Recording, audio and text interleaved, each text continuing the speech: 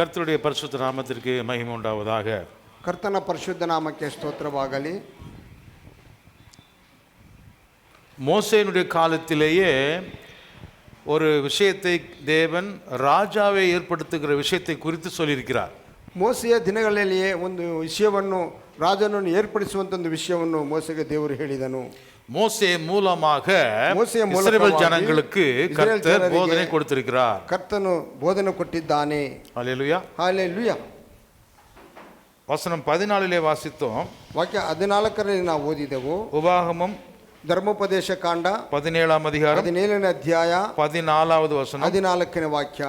உன் தேவனாகிய கர்த்தர் உனக்கு கொடுக்கிற தேசத்திலே நீ போய் சேர்ந்து அதை சுதந்திரித்து கொண்டு அதிலே குடியேறின பின் நீ என்னை சுற்றிலும் இருக்கிற சகல ஜாதிகளையும் போல நானும் எனக்கு ஒரு ராஜாவை ஏற்படுத்த வேண்டும் என்று நீ சொல்லுவாயாகில். ನಿಮ್ಮ ದೇವರಾದ ಯೆಹೋವನು ನಿಮಗೆ ಕೊಡುವ ದೇಶವನ್ನು ನೀವು ಸೇರಿ ಸ್ವಾಧೀನ ಮಾಡಿಕೊಂಡು ಅದರಲ್ಲಿ ವಾಸಿಸುತ್ತಿರುವಾಗ ಸುತ್ತಲಿರುವ ಎಲ್ಲ ಜನಾಂಗಗಳಂತೆ ನಾವು ಅರಸನನ್ನು ನೇಮಿಸಿಕೊಳ್ಳೋಣ ಎಂದು ನೀನು ಹೇಳುವುದಾದರೆ இந்த வசனத்திலே பாருங்க, ವಾಕ್ಯದಲ್ಲಿ ನೋಡಿರಿ, ஆண்டவர் உங்களை வழி நடத்துறாரு.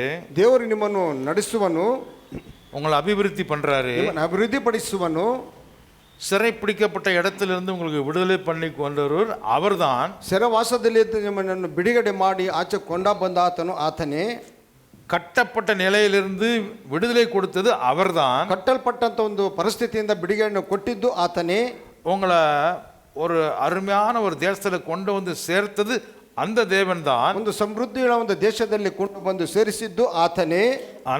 ಆದರೆ இஸ்ரேல் ஜனங்க இப்படி பார்ப்பாங்களாம். இஸ்ரேல் ಜನರು அவங்கள பார்ப்பாங்க, ಎಡಕ್ಕೆ ಬಡಕ್ಕೆ ತಿರುಗಿ ನೋಡುತ್ತಾರೆ, அவங்கள பார்ப்பாங்களாம். ಈ ಕಡೆ ನೋಡುತ್ತಾರೆ, ಆ ಕಡೆ ನೋಡುತ್ತಾರೆ, ಎಡಕ್ಕೆ ತಿರುಗಿ ನೋಡುತ್ತಾರೆ, ಬಳಕ್ಕೆ ತಿರುಗಿ ನೋಡುತ್ತಾರೆ, ಅವರನ್ನು ನೋಡುತ್ತಾರೆ, ಇವರನ್ನು ನೋಡುತ್ತಾರೆ. அவங்களுக்கு யாரை பார்க்க தெரியல, ಅವರು ಯಾರನ್ನು ನೋಡಲಿಕ್ಕೆ ಅವ್ರಿಗೆ ತಿಳಿಯಲಿಲ್ಲ. மேலே பார்க்க தெரியல, ಅವ್ರಿಗೆ ಮೇಲಕ್ಕೆ ನೋಡಲಿಕ್ಕೆ ತಿಳಿಯಲಿಲ್ಲ. எந்த தேசத்திலும் இப்படிப்பட்ட ஒரு தேவன் இல்லவே இல்லை.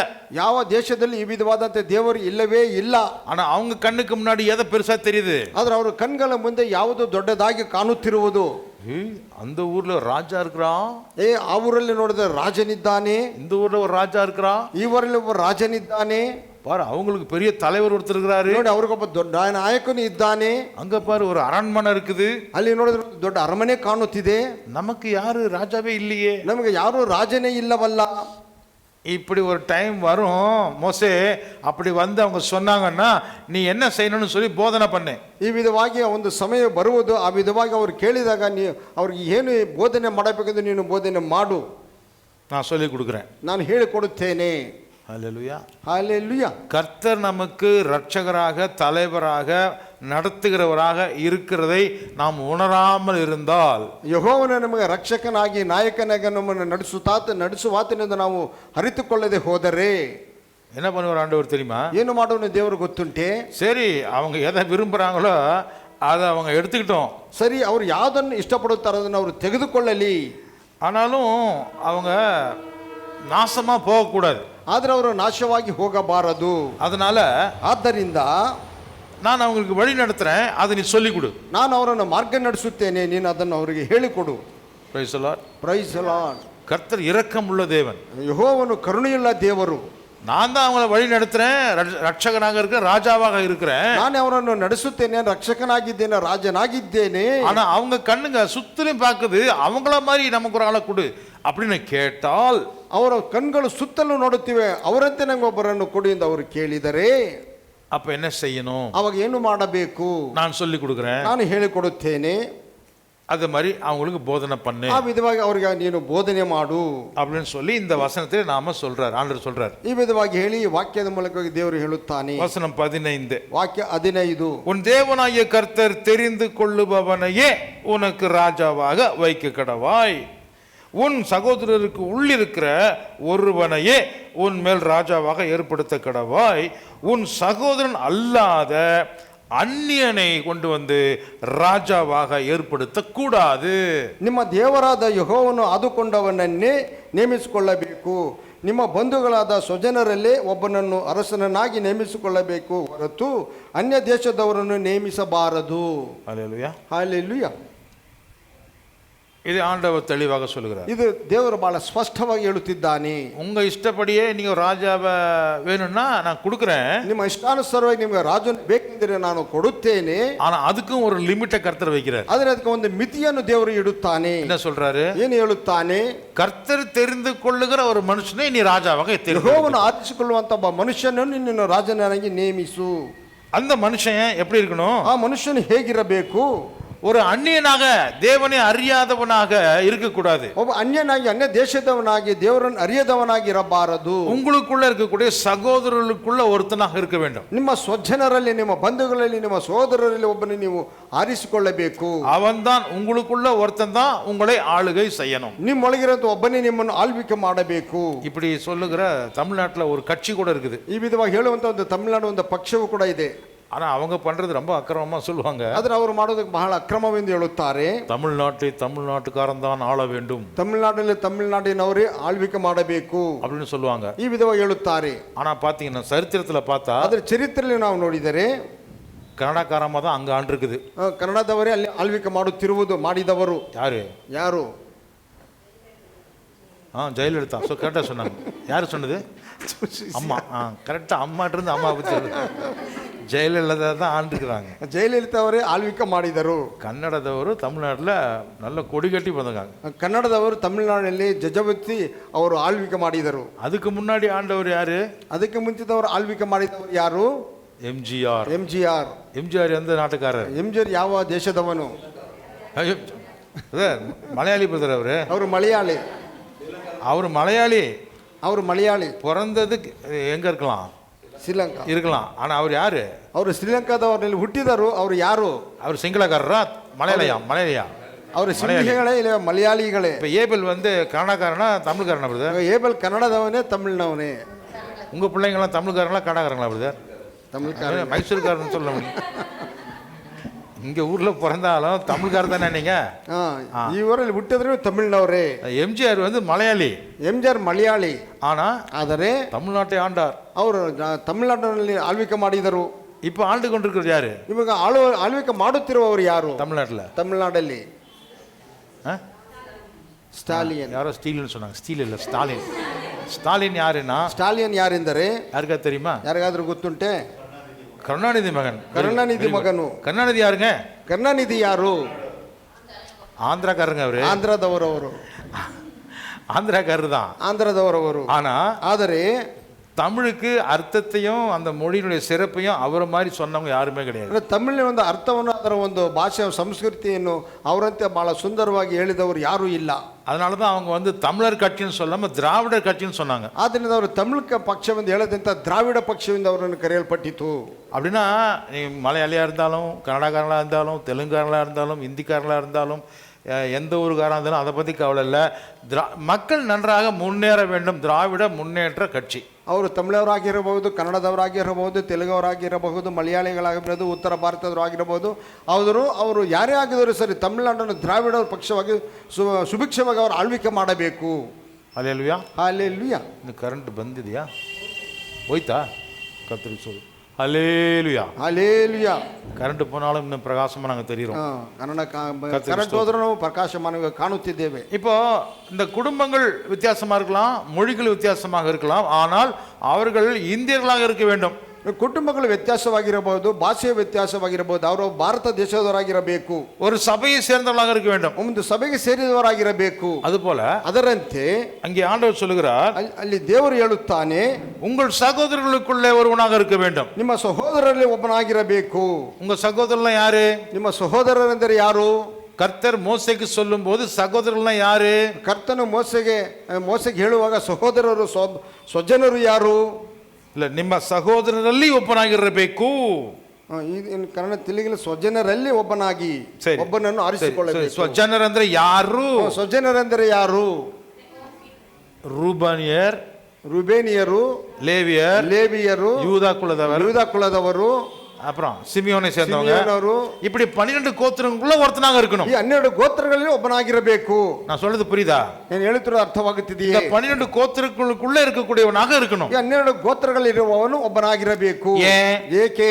ஏன்னா அவங்களுக்கு தான் வாக்குத்தத்தம் கொடுக்கப்பட்டிருக்கிறது. ಏಕೆಂದ್ರೆ ಅವರಿಗೆ ವಾಗ್ದಾನವನ್ನು ಕೊಡಲ್ಪಟ್ಟಿತು. அவர்கள் தான் ஆபிரகாமினுடைய ரத்தத்திலே பிறந்த சந்ததிகள். ಅವರಿಗೆ ಅಬ್ರಹಾಮನ ರಕ್ತದ ವಂಶದಲ್ಲಿ ಬಂದಂತ ಸಂತತಿಯವರು, ஈசாக்கினுடைய ரத்தத்திலே வந்தவர்கள், ಇಸಾಕನ ರಕ್ತದಲ್ಲಿ ಬಂದವರು, கர்த்தருடைய வாக்குத்தத்தத்தை பெற்றுக்கொண்ட வம்சத்தினர், ಯೆಹೋವನ ವಾಗ್ದಾನವನ್ನು ಪಡೆದುಕೊಂಡಂತ ವಂಶದವರು. அவர்களை ஆளுகை செய்வதற்கு ಅವರು ಆಳ್ವಿಕೆ ಮಾಡುವುದಕ್ಕೆ உங்க சகோதரர்களுக்குள்ள ஒருத்தனாக இருக்கணும். ನಿಮ್ಮ ಸಹೋದರರಲ್ಲಿ ಒಬ್ಬನಾಗಿರಬೇಕು. ಕನ್ನಡ ಭಾಷೆಯಲ್ಲಿ சொன்னா ಸ್ವಜನರಲ್ಲಿ ಸ್ವಜನರಲ್ಲಿ ಒಬ್ಬನಾಗಿರಬೇಕು.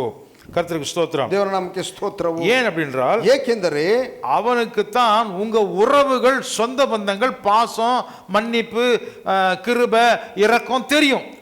ಅವರಿಗೆ ಮಾತ್ರ ನಿಮ್ಮ ಬಂಧುಗಳಲ್ಲಿ, ನಿಮ್ಮ ಸ್ವಜನರಲ್ಲಿ ಕರುಣೆಯು ಪ್ರೀತಿಯು ಅವರಿಗೆ ಗೊತ್ತಾಗುವುದು. அல்லேலூயா. ಹಲ್ಲೆಲೂಯಾ. ಕನಿಕರವು யாருக்கு வரும்? ಯಾರಿಗೆ ಬರುತ್ತದೆ? நம்ம ஜனங்களை பத்தி யாருக்கு அந்த கம்பேஷன், அந்த மன உருக்கம் வேற யாருக்கு வெளியில இருக்கிறவனுக்கு வருமா? ನಮ್ಮ ಜನಗಳಿಗೆ ಯಾರಿಗೆ ಒಂದು ಆ ಕನಿಕರವು, ಆ ಮನ ಉರುಕವು ಇರುವುದು யாருக்கு வரும்? ಯಾರಿಗೆ ಬರುತ್ತದೆ? வெளியே இருக்கிறவனுக்கு வருமா? ಆಚೆಯವನಿಗೆ ಬರುತ್ತದೆಯೇ?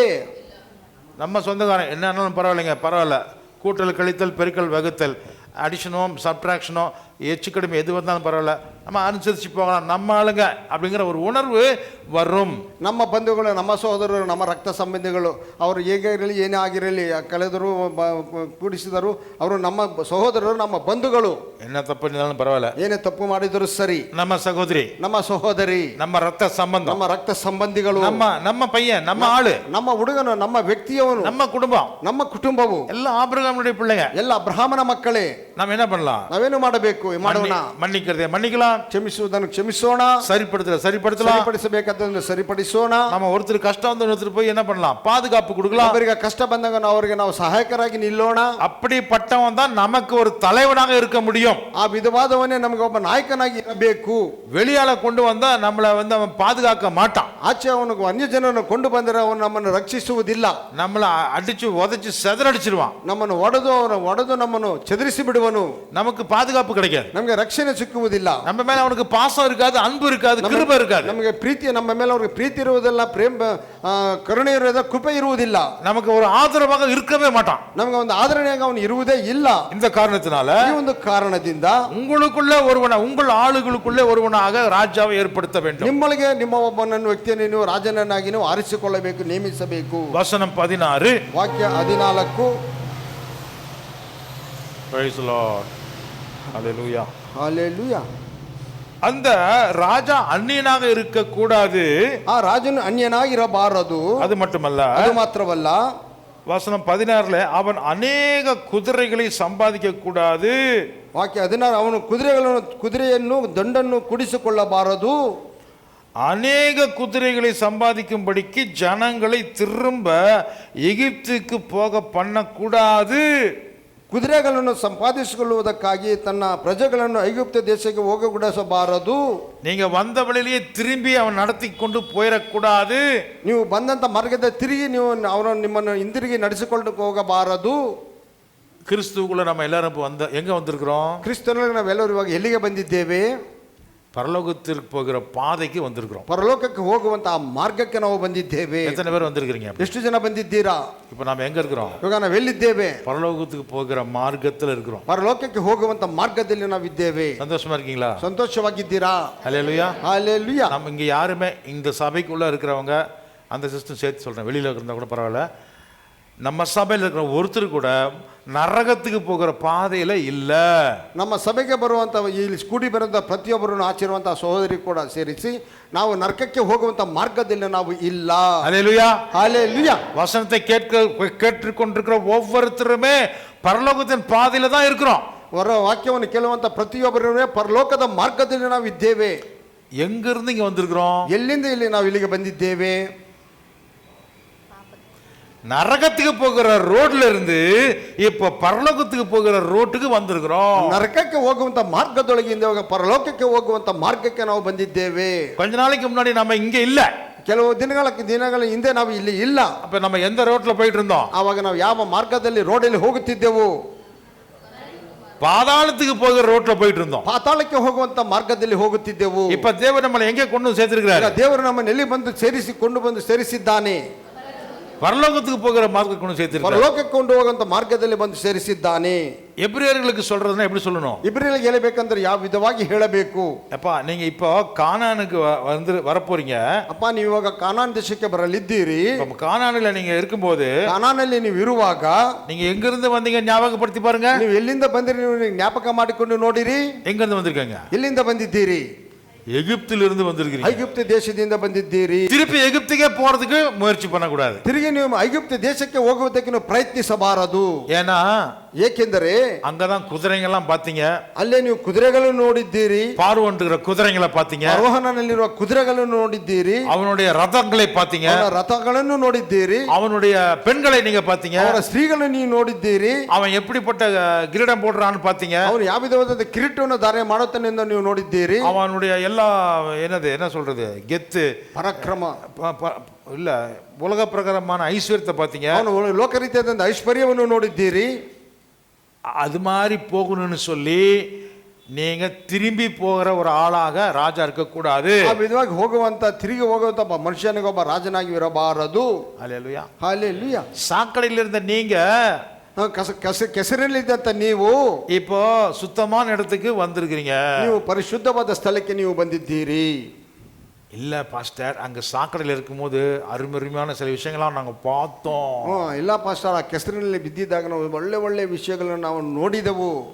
அதுல அது மட்டும் நாங்க எடுத்துட்டு வந்துடுறோம் பாஸ்டர். ಅದನ್ನು ಮಾತ್ರ ನಾವು ತೆಗೆದುಕೊಂಡು ಬರುತ್ತೇವೆ ಪಾಸ್ಟರ್. ಅದನ್ನು ಮಾತ್ರ ತಗೊಂಡು ಅದನ್ನು ಮಾತ್ರ ತೆಗೆದುಕೊಂಡು ಬರುತ್ತೇನೆ அப்படின்னு போய் திருப்பி டிச்சுக்குள்ளே கொண்டு போய் விட்டுற போறீங்க. ತಿರುಗಿ ನಾವು ಹೋಗಿ ಆ ಕೆಸರಿನಲ್ಲಿ ಬಿದ್ದು ಹೋಗುತ್ತೀರಿ ಎಂದು ಹೋಗಬೇಡಿರಿ. பழைய அசுத்தமான அழிந்து போகிற பொருளுக்காக எகிப்துக்கு உங்களை நடத்திட்டு போயிடக்கூடாது. ನೀವು ಹಳೆಯ ಅಶುದ್ಧವಾದ ಒಂದು ಆ ವಸ್ತುಗಳಿಗೆ ನೀವು ಐಗುಪ್ತ ದೇಶಕ್ಕೆ ತಿರುಗಿ ನೀವು ಹೋಗಬಾರದು. திரும்பமாக உங்களை பாவத்தின் வழியிலே கொண்டு போய் சேர்க்கிற ஒரு தலைவனை நீங்கள் தெரிந்து கொள்ளக்கூடாது. ಮತ್ತೆ ನೀವು ಪಾಪಕ್ಕೆ ಕೊಂಡು ಹೋಗಿ ಸೇರಿಸುವಂತ ನಾಯಕನನ್ನು ಆರಿಸಿಕೊಳ್ಳಬಾರದು. ಮತ್ತೆ ஜாக்கிரதை, ಜಾಗ್ರತೆ, ಜಾಗರೂಕತೆ. எந்த மாதிரி ஒரு தலைவன் உங்களுக்கு வேண்டும்? ಯಾವ ವಿಧವಾದಂತ ಒಬ್ಬ ನಾಯಕನು ನಿಮಗೆ ಬೇಕು? மீண்டும் உங்களை பழைய பாவத்தின் வாழ்க்கைக்கு நடத்தக்கூடிய ஆளா இருப்பானா? ಮತ್ತೆ ನಿಮ್ಮನ್ನು ಪಾಪದ ಮಾರ್ಗಕ್ಕೆ ನಡೆಸುವಂತ ಒಬ್ಬ ವ್ಯಕ್ತಿಯಾಗಿರಬೇಕೇ? அப்படிப்பட்டவர் உங்களுக்கு ராஜாவாக இருக்க கூடாது. ಆ ವಿಧವಾದ ನಿಮಗೆ ರಾಜನಾಗಿರಬಾರದು என்று கர்த்தர் உங்களுக்கு சொல்லி இருக்கிறார் ಎಂದು ಯೆಹೋವನು ನಿಮಗೆ ಹೇಳಿದ್ದಾನೆ. ஏற்கனவே சொல்லி இருக்கிறார்னு சொல்லி மோசே சொல்லுகிறான். ಮುಂಚಿತವಾಗಿ ಹೇಳಿದ್ದಾನೆ ಎಂದು ಮೋಶೆ ಹೇಳುತ್ತಾನೆ. அதுக்கப்புறம் ನಂತರ வசனம் 17 ವಾಕ್ಯದಲ್ಲಿ அந்த ராஜா இருதயம் பின்வாங்கி போகாதபடி அவன் அநேக ஸ்திரீகளை படைக்க வேண்டாம். ಅವನು ಅನೇಕ ಸ್ತ್ರೀಯರನ್ನು ಮದುವೆ ಮಾಡಿಕೊಳ್ಳಬಾರದು.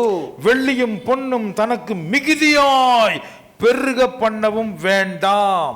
ಹಾಗೆ ಮಾಡಿಕೊಂಡಿರೋ ಅವನ ಮನಸ್ಸು ಯೆಹೋವನ ಕಡೆಯಿಂದ ಈ ಹಿಂತಿರುಗಿ ಹೋಗಿ ಅವಕಾಶ ಇರುತ್ತದೆ. நான் சொல்றது மட்டும் தமிழ்ல கேட்டு கன்னடல சொல்லுங்க. வெள்ளி பொண்ணு ಬಂಗಾರ அதிகமா தேவைக்கு அதிகமா நீங்க சேர்க்கிற ஒரு மனோபாவத்துல ಅಧಿಕವಾದ ಒಂದು ಸೇರಿಸುವಂತ ಒಂದು ಮನೋಭಾವದಲ್ಲಿ நீங்க போக கூடாது. ನೀವು ಹೋಗಬಾರದು. யாரு அந்த ராஜா? ಯಾರು ಆ ರಾಜನು? அதாவது குதிரையே வேண்டாம் ஆண்டவர் சொல்லல. ಕುದುರೆಗಳೇ ಬೇಡವೆಂದು ನಾನು ಹೇಳುತ್ತಿಲ್ಲ. கல்யாணமே பண்ணக்கூடாதுன்னு கர்த்தர் சொல்லல. ಮದುವೆಯನ್ನೇ ಮಾಡಿಕೊಳ್ಳಬಾರದು ಎಂದು ದೇವರು ಹೇಳುತ್ತಿಲ್ಲ. பொண்ணு வெள்ளியே நீங்க தொடவே கூடாதுன்னு சொல்லல. ಬೆಳ್ಳಿ ಬಂಗಾರ ನೀವು ಮುಟ್ಟಬಾರದು ಎಂದು ಹೇಳುತ್ತಿಲ್ಲ. என்ன சொல்றாரு ஆண்டவர்? ಏನು ಹೇಳುತ್ತಿದ್ದಾನೆ ದೇವರು? வசனத்தை சரியா படிக்கணும். ವಾಕ್ಯವನ್ನು ಗಮನವಿಟ್ಟು ಓದಬೇಕು. குதிரை வேணாம்னு சொன்னாரா? ಕುದುರೆಗಳು ಬೇಡವೆಂದು ಹೇಳಿದಾನೆ. குதிரைன்னா என்ன சொல்லலாம்? ಕುದುರೆ ಅಂದರೆ ಏನು ಹೇಳಬಹುದು? Car, bike. Car, bike. Hallelujah. Hallelujah. அது வேணாம்னு சொன்னாரா? ಅದು ಬೇಡವೆಂದು ಹೇಳಿದಾನೆ. இல்ல. பொம்பளையே பார்க்க கூடாதுப்பா, ஒரு பொண்ணை கூட பார்க்க கூடாது, அப்படியே கண்ணை மூடிட்டே போங்க, கண்ணை மூடி அப்படி சொன்னாரா? ಸ್ತ್ರೀಯನ್ನೇ ನೋಡಬಾರದು, ಹಾಗೆ ಕಣ್ಣು ಮುಚ್ಕೊಂಡು ಹೋಗಿ ಕಣ್ಣು ಮುಚ್ಕೊಂಡು ಬನ್ನಿ ಎಂದು ಹಾಗೆ ಹೇಳಿದಾನೆ. அப்புறம் எப்படி குழந்தைங்க பிறக்கும்? ಹೇಗೆ ಮಕ್ಕಳು ಹುಟ್ಟುವುದು? உங்களுக்கு அம்மாவே கிடைக்காது, ನಿಮಗೆ ತಾಯಿ ಸಿಗುವುದಿಲ್ಲ. ஹல்லேலூயா. ஹல்லேலூயா. நீங்க அம்மா அப்பா பரவாயில்ல, பொண்டாட்டி விட்டு இருக்க முடியாது பிரதர் அப்படி சொல்றாங்க. ತಾಯಿಯನ್ನು ಬಿಡಿ ತಾಯಿ ಹೆಂಡತಿಯನ್ನು ಬಿಟ್ಟಿರಲಿಕ್ಕೆ ಆಗಲ್ಲ ಬ್ರದರ್ ಅಂತ ಹೇಳುತ್ತಾರೆ. ஆமென் சொல்லுங்களா பிரதருங்களா? ஹல்லேலூயா. சொல்ல மாட்டீங்களா? சொல்ல மாட்டீங்களா? அவர் பாதி தூக்கத்தில் இருக்கிறார் பிரதர். ஓகே. மனைவி வேண்டும் என்கிற ஆம்பளைகள் அலையில சொல்லுங்க. ಹೆಂಡತಿರು ಬೇಕೆನ್ನುವಂತ ಗಂಡಸರು ಹಲ್ಲೇಲೂಯಾ ಅಂತ ಹೇಳೋಣ. இவங்க அப்பா கை தூக்குறாருப்பா. அல்லேலூயா. சிஸ்டர் மேல இருக்கிறாங்க, பார்த்துட்டு இருக்கிறாங்க. கர்த்தருக்கு ஸ்தோத்திரம். நமக்கு ஸ்தோத்திரமு. ஒரு கணவனுக்கு ஒரு மனைவி கர்த்தர் கொடுக்கிறார். ಒಬ್ಬ ಗಂಡಸಿಗೆ ಒಬ್ಬ ಹೆಂಗಸನ್ನು ದೇವರು ಕೊಡುತ್ತಾನೆ. அது தப்பு கிடையாது. ಅದು ತಪ್ಪಲ್ಲ. அநேக மனைவிகளை நீங்கள் தேடக்கூடாது. ಅನೇಕ ಸ್ತ್ರೀಯರನ್ನು ನೀವು ಹುಡುಕಬಾರದು. அதுதான் தப்பு. ಅದುವೇ ತಪ್ಪು. ஒருத்தனுக்கு ஒரு மனைவி போதும். ಒಬ್ಬನಿಗೆ ಒಬ್ಬ ಹೆಂಡತಿ ಸಾಕು. அல்லேலூயா. ஹalleluya. பாஸ்டர் நீங்க தானே சொன்னீங்க ஒரு துணைவி ஒரு மனைவி அப்படின்னு. ಪಾಸ್ಟರ್ ನೀವೇ ಹೇಳಿದ್ರು ಒಬ್ಬ ಸಂಗಾತಿ ಒಬ್ಬ ಹೆಂಡತಿ ಎಂದು ಹೇಳಿ. துணையை தான் கர்த்தர் ஆதாமுக்கு கொடுத்தாரு. ಸಂಗಾತಿಯನ್ನು ದೇವರು ಆದಾಮನಿಗೆ ಕೊಟ್ಟನು. அவள் பேர் தான் என்னது? ಆಕೆ ಹೆಸರು ಏನು? அவ்வா. ಅವಳು. அப்புறம் மனைவி பேர் என்ன? ಹೆಂಡತಿ ಹೆಸರೇನು? அவளும் அப்பா தான். ಅವಳ ಹೆಸರು ಹವ್ವನೇ. கொடுக்கும்போது துணை, ಕೊಡುವಾಗ ಸಂಗಾತಿ ಜೊತೆಗಾತಿ, அதுக்கப்புறம் அவ மனை, ನಂತರ ಮನೆ. அல்லேலூயா. ஹalleluya. துணையா தான் முதல்ல இருப்பாங்க, ಜೊತೆಗಾರರಿಗೆ ಮೊದಲು ಇರುತ್ತಾರೆ, அதுக்கப்புறம் ನಂತರ மனை கட்டுத்தாரு. ಅವರ ಮನೆ ಕಟ್ಟುತ್ತಾರೆ. அப்படி மனை கட்டுகிற ஸ்திரியை கர்த்தர் என்ன செய்றாரு? விருத்தி பண்றாரு. ಆ ವಿಧವಾಗಿ ಮನೆ ಕಟ್ಟುವಂತ ಸ್ತ್ರೀಯನ್ನು ದೇವರು ಅಭಿವೃದ್ಧಿ ಪಡಿಸುತ್ತಾನೆ. நான் சொன்னது ரெண்டு மனைவி நினைச்சுக்கிட்டு தப்பா புரிஞ்சிக்க கூடாது. ஒரே மனைவி தான் சொல்றேன். ನಾನು ಹೇಳುವುದು ಇಬ್ಬರು ಹೆಂಡತಿಯರಿಂದ ತಪ್ಪಾಗಿ ತಿಳಿದುಕೊಳ್ಳಬಾರದು. ಒಬ್ಬಳೇ ಹೆಂಡತಿ. அல்லேலூயா. ஹalleluya. ஒரு ஆளுக்கு ಒಬ್ಬ ವ್ಯಕ್ತಿಗೆ எத்தனை மனைவி? ಎಷ್ಟು ಜನರು ಹೆಂಡತಿಯರು? ஒரே மனைவி தான். ಒಬ್ಬರು ಮಾತ್ರ ಹೆಂಡತಿ. கேர்ஃபுல்லா இருங்க, உங்க ஆளை விட்டுறாதீங்க. ஒருத்தருக்கு ஒரு மனைவி தான். ಒಬ್ಬರಿಗೆ ಒಬ್ಬ ಹೆಂಡತಿ ಮಾತ್ರ. அதிகமான மனைவிகளை தேடுகிறவன் யாரு? பார்வோன், எகிப்துக்காரன். ಅಧಿಕವಾಗಿ ಹೆಂಡತಿಯರನ್ನು ಹುಡುಕುವವನು ಯಾರೆಂದರೆ ಫರೋಹನನು, ಅವನು ಐಗುಪ್ತ ದೇಶದವನು. அந்த மாதிரி ரூட்டுக்கு இந்த அந்நியனை நீங்க ராஜாவா பண்ணினீங்கன்னா அவன் அப்படித்தான் கூட்டிட்டு போயிடுவான். ಆ ವಿಧವಾದ ಮಾರ್ಗಕ್ಕೆ ಅನ್ಯನೇ ನೀವು ಅರಸನಾಗಿ ಮಾಡಿದರೆ ಆ ವಿಧವಾಗಿ ನಿಮ್ಮನ್ನು ಕೊಂಡು ಹೋಗುತ್ತಾನೆ. ஒரு கிறிஸ்தவனுக்கு, ಒಬ್ಬ ಕ್ರೈಸ್ತನಿಗೆ கிறிஸ்துவ பொண்ணு தான் பொருத்தமாக இருப்பாள். ಕ್ರೈಸ್ತಲೇ ಅವಳಿಗೆ ಸರಿಯಾಗಿರುತ್ತಾಳೆ. அல்லேலூயா. ஹalleluya. ஒரு விசுவாசிக்கு, ಒಬ್ಬ ವಿಶ್ವಾಸಿಗೆ கர்த்தரை நம்புகிற பயப்படுகிற ஒரு பொண்ணு தான் சரியான துணையாக இருப்பாள். ಯೆಹೋವನಿಗೆ ಭಯಪಡುವಂತ ಸ್ತ್ರೀಯ ಸರಿಯಾದ ಸಂಗಾತಿಯಾಗಿರುತ್ತಾಳೆ. கர்த்தருடைய வசனத்தின்படி ದೇವರ ವಾಕ್ಯಾನುಸಾರವಾಗಿ ஒரு ஆளு ஒரே ஒரு பொண்ணுக்காக ஜெபம் பண்ணுங்க. ಒಬ್ಬ ವ್ಯಕ್ತಿಯು ಒಬ್ಬ ಸ್ತ್ರೀಗಾಗಿ ಪ್ರಾರ್ಥನೆ ಮಾಡಿರಿ. நீங்க கல்யாணம் பண்ணாம இருந்தா, ನೀವು ಮದುವೆ ಮಾಡಿಕೊಳ್ಳದೆ ಇದ್ದರೆ, ஏற்கனவே கல்யாணம் பண்ணியிருந்தா அந்த மாதிரி ஜெபம் பண்ணக்கூடாது. ಮುಂಚಿತವಾಗಿ ಮದುವೆ ಆಗಿದ್ದರೆ ವಿಧವಂತ ಪ್ರಾರ್ಥನೆ ಮಾಡಬೇಡಿರಿ. புரியுதாப்பா சுப்ரீத்? ಸುಪ್ರೀತ್, சரியா வேலை செய்ய மாட்டேது மிஷின். இன்னொரு மிஷினுக்கு போலான்னு நினைக்க கூடாது. அல்லேலூயா. ஹalleluya. அந்த ஒரு மனைவியுடைய புருஷர்கள் அந்த மனைவியை ஆசீர்வதிக்கும்படி அவள் வீட்டை கட்டி எழுப்பும்படி நீங்கள் ஜெபிக்க வேண்டும். ಆ ಒಬ್ಬ ಪುರುಷನು ಒಬ್ಬ ಮದುವೆ ಮಾಡ್ಕೊಂಡ ಒಬ್ಬ ಸ್ತ್ರೀಗಾಗಿ ತನ್ನ ಸ್ತ್ರೀಗಾಗಿ ಆಶೀರ್ವದಿಸಬೇಕೆಂದು ಆಕೆ ಮನೆಯನ್ನು ಕಟ್ಟಿ ಎಬ್ಬಿಸಬೇಕೆಂದು ಪ್ರಾರ್ಥನೆ ಮಾಡಬೇಕು. ஹல்லேலூயா. ஹalleluya. இன்னொரு ஆளை சப்ஸ்டிಟ್ಯೂಟ್ கொண்டு வரலாம்னு நினைக்க கூடாது. ಮತ್ತೊಬ್ಬರನ್ನು ತಾತ್ಕಾಲಿಕ ಕೊಂಡು ಬಾರದೆಂದು ನೆನೆಸಬಾರದು. வெள்ளி பொண்ணு மிகுதியாக சேர்க்க கூடாதுன்னு சொல்ற ஆண்டவர். ಬೆಳ್ಳಿ ಬಂಗಾರಗಳನ್ನು ಅಧಿಕವಾಗಿ ಸೇರಿಸಬಾರದೆಂದು ದೇವರು ಹೇಳುತ್ತಾನೆ. வெள்ளி பொண்ணு பாவம்னு சொல்லி சில பேர் உபதேசம் பண்ணுவார்கள். ಬೆಳ್ಳಿ ಬಂಗಾರವು ಪಾಪವೆಂದು ಕೆಲವರು ಉಪದೇಶವನ್ನು ಮಾಡುತ್ತಾರೆ. வெள்ளியும் பொண்ணும் பாவமா? ಬೆಳ್ಳಿ ಬಂಗಾರ ಶಾಪವೇ, ಪಾಪವೇ? அது மேல ஆசைப்பட்டு, இச்சப்பட்டு, பேராசைப்பட்டு அதுக்காக திருடி கொலை பண்ணுனா அதுதான் பாவம். ಅದಕ್ಕೆ ಆಸೆಪಟ್ಟು, ಅತಿಯಾಸೆಪಟ್ಟು, ಅತಿಯಾಗಿ ಅದನ್ನು ಕದ್ದು ಅದಕ್ಕಾಗಿ ಕೊಲೆ ಮಾಡುವುದೇ ಪಾಪವು. எது பாவம்? ಯಾವುದು ಪಾಪವು? வெள்ளியும் பொண்ணும் பாவம் கிடையாது. ಬೆಳ್ಳಿ ಬಂಗಾರ ಪಾಪವಲ್ಲ. இந்த உண்மையை எனக்கு சொல்லி கொடுத்தது என்னுடைய மனைவி தான். ಈ ಸತ್ಯವನ್ನು ನನಗೆ ಹೇಳಿಕೊಟ್ಟಿದ್ದು ನನ್ನ ಹೆಂಡತಿಯೇ. ஹல்லேலூயா. ஹalleluya. ஏன்னா நான் கல்யாணத்துக்கு முன்னாடி நான் வெள்ளை சட்டை, வெள்ளை பேண்ட், வெள்ளை செருப்பு, வெள்ளை பேக் தான் போடுவேன். நீ வெள்ளை புடவை தான் கட்டணும், ஒன்றும் காதில் கழுத்தில் ஒன்றும் போடக்கூடாதுன்னு நான் சொன்னேன். ಆಗ ನಾನು ಮದುವೆ ಮಾಡೋಕ್ಕೆ ಮುಂಚಿತವಾಗಿ ನಿನ್ನ ಬಿಳಿ ಶರ್ಟನ್ನು, ಬಿಳಿ ಪ್ಯಾಂಟನ್ನು, ಬಿಳಿ ಚಪ್ಪಲಿಯನ್ನು, ಬಿಳಿ ಬ್ಯಾಗನ್ನು ಹಿಡಿದುಕೊಂಡು ನಾನು ಹೋಗುತ್ತಿದ್ದೆ. ಅದೇವಾಗಿ ನೀನು ಇರಬೇಕೆಂದು ನಾನು ನನ್ನ ಹೆಂಡತಿಗೆ ಹೇಳಿದೆ. என் மனைவியை என்னை மாற்றி விட்டாங்க. ನನ್ನ ಹೆಂಡತಿ ನನ್ನನ್ನು ಬದಲಾಯಿಸಿದರು. அப்படிலாம் இல்லைங்க, அப்படிலாம் என்னை ஃபோர்ஸ் பண்ணக்கூடாது. ಆ ವಿಧವಾಗಿ ನಮ್ಮನ್ನು ನೀವು ಒತ್ತಡ ನಮಗೆ ಕೊಡಬಾರದು. கர்த்தர் எதுக்கு அப்புறம் வெள்ளி பொண்ணை உண்டாக்குனாரு? ದೇವರು ಏತಕ್ಕಾಗಿ ಬೆಳ್ಳಿ ಬಂಗಾರವನ್ನು ಸೃಷ್ಟಿ ಮಾಡಿದನು? அது பாவம் என்று சொன்னால், ಅದು ಪಾಪವೆಂದು ಹೇಳಿದರೆ, தேவாலயத்தில் எதுக்கு பொண்ணுனால பாத்திரங்களை செய்ய வச்சாரு? ದೇವಾಲಯದಲ್ಲಿ ಏಕೆ ಬಂಗಾರದಿಂದ ಪಾತ್ರೆಗಳನ್ನು ಮಾಡಿಸಿದರು? மோதிரம் போடும் பொழுது பைபிள் படிக்கிறோம். அந்த மோதிரம் தங்கத்தில் தானே இருக்குது. ಬೈಬಲ್ ನಾವು ಓದುತ್ತೇವೆ. ರಿಂಗನ್ನು ನಾವು ಉಂಗುರವನ್ನು ಹಾಕುವಾಗ ಅದು ಬಂಗಾರದಲ್ಲಿ ಹಾಕುತ್ತಾರಲ್ಲವೇ? ಆಮೇನಾ இல்லையா? ಹೌದೇ ಅಲ್ಲವೇ? ஆனா ಆದರೆ அதை காட்டி காட்டி நான் எவ்வளவு பெரிய ஆளுன்னு சொல்லி நான் பெருமை பண்றது, கர்வத்துக்கு நான் காட்டினா அதுதான் தப்பு. ಅದನ್ನು ತೋರಿಸಿ ನಾನು ಎಷ್ಟು ದೊಡ್ಡ ವ್ಯಕ್ತಿ ಎಂದು ತೋರಿಸಿಕೊಳ್ಳುವುದೇ ಪಾಪವು. அல்லேலூயா. அல்லேலூயா. அல்லேலூயா. அல்லேலூயா. வெள்ளியும் பொண்ணும் தப்பில்ல, வெள்ளி பங்காரவும் தப்பல்ல. ஆனால் அதை மிகுதியாக அதை பெருக வைக்கணும் என்று முயற்சி எடுக்கிறானே, அந்த புத்தி தான் சுயநலக்காரனாக மாற்றிவிடும். ಅದನ್ನು ಅಧಿಕವಾಗಿ ಮಾಡಬೇಕು ಅಂತ ಬುದ್ಧಿ ಅವನ ಸ್ವಾರ್ಥಮಯವಾಗಿ ಅವನನ್ನು ಬದಲಾಯಿಸುವುದು. அதை பயன்படுத்த மாட்டான், அதை பாதுகாத்து வைத்துக் கொள்ள வேண்டும் அப்படின்னு சொல்லி நினைச்சுக்கிட்டு தன்னுடைய பந்தாவை காட்டுவான், கௌரவத்தை உயர்த்திக்கிறதுக்காக அது செய்வான். ಅದನ್ನು ಅವನು ಅಧಿಕವಾಗಿ ಮಾಡಿಕೊಂಡು ಅದನ್ನು ಸುರಕ್ಷಿತವಾಗಿ ಕಾಪಾಡಿಕೊಂಡು ತಾನು ದೊಡ್ಡ ಮನುಷ್ಯನಿಂದ ತೋರಿಸಿಕೊಳ್ಳುವುದಕ್ಕೆ ಅವನು ಪ್ರಯತ್ನಿಸುತ್ತಾನೆ. அதுதான் தப்பு, ಅದುವೇ ತಪ್ಪು. ஐஸ்வர்யம் பாவம் அல்ல, ಐಶ್ವರ್ಯವು ಪಾಪವಲ್ಲ. அல்லேலூயா, ಹಲ್ಲೆಲೂಯಾ. ஐஸ்வர்யமாக தேவன் ஆசீர்வதிக்கிறார், ಐಶ್ವರ್ಯವಂತರನಾಗಿ ದೇವರು ನಮ್ಮನ್ನು ಆಶೀರ್ವದಿಸುತ್ತಾನೆ. ஆனா சுயநலக்காரனாக இருந்தா அது பாவம். ಅದು ಸ್ವಾರ್ಥಮಯವಾಗಿದ್ದರೆ ಅದು ಪಾಪವು.